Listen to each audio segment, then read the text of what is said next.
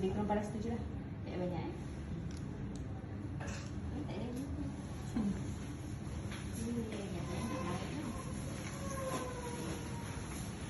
Ni nak saya kena berikan vitamin dekat kaca.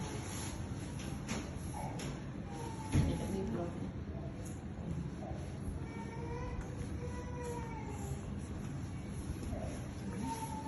Lepas tu dia kena baring begini ni. Ya.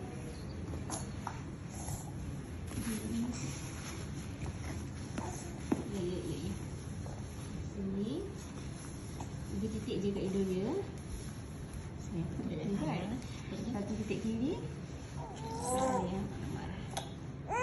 Titik kan. Tak ada.